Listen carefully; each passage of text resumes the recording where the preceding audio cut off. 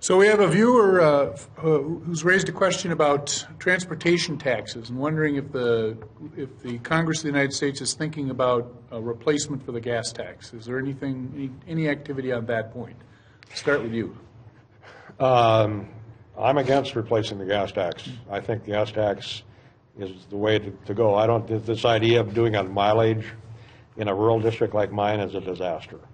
So this is a place where we should be able to come together with the bipartisan solution. So I've been talking to Peter DeFazio, the chairman, a good friend of mine, for the last 3 weeks about what he's going to do. He's not very optimistic at all because he needs more money in order to do the bill that people want to do. And, the Tom's side says no tax increases at all. And it's kind of at a stalemate now, and so I don't know where this is going to end up. So the issue is not, that I'm hearing about, is not whether we're going to have a different kind of a funding source. It's going to be what level is it going to be. And, I have said publicly, and I will continue to say, that we haven't raised the gas tax since '92 at the federal level, and I would support a gas tax increase because that is a tax that goes to pay for what, the people that use it. It goes to pay for the roads, and I think it's the fairest way to do things. I know there's people on the other side that have taken this no tax pledge, so the chances of it getting done are slim in the Senate. But somehow or another, we got to come up with a highway bill, I think. I don't think anybody in recent history has taken a tax pledge. I think that was a decade or more ago. The issue really is one of philosophy. And remember, it was Republicans in the Eisenhower administration who created the user fee called the gas tax. It was this 3-cent tax that built our interstate highway system. They also created the Highway Trust Fund.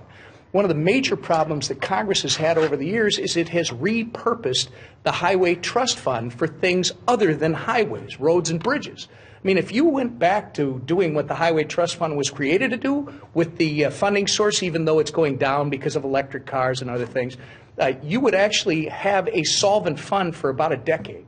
But that's not what we're doing. And I would say when it comes to a federal gas tax, absolutely not.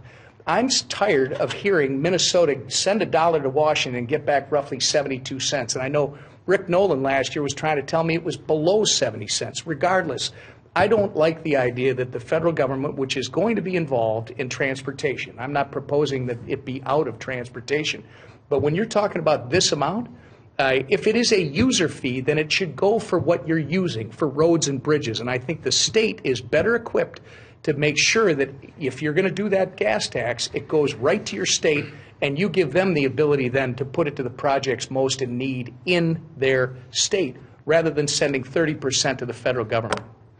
I don't disagree with that, but the bottom line reality is, without new revenue, somehow or another, this isn't going to get done.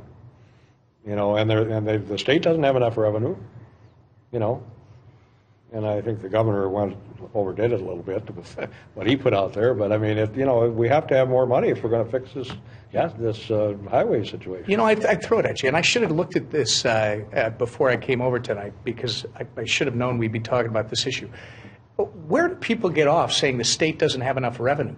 This state, out of all of its funds, pays like $70 billion for a population of 5.3 million people. You compare that just a few years ago to Colorado, same rough population, same geographic size. They're about a third less in what they're spending. Where's all our money going? I think it goes back to that, and you and I are doing this at the federal level. It goes to your deficit comment at the federal level. I think we all got to be a little bit more, rather than just going back to the well and doing the same things over and over again. We got to start looking at more creative ways. I'm willing to look at anything. Yeah, I know you are. And my only point is that, that's all well and good, and we maybe should spend less money in other areas, but is realistic, is that going to happen? So somehow or another, we got to make this happen. That's my point. Yeah, but that's where the leadership has to come, right? You see these wonderful politicians who come in and take these offices. Everybody's going to take a haircut. 1% of that's not leadership. That's not a solution. Figure out what your priorities are. Figure out what your people are demanding, and make sure that you're providing for those priorities.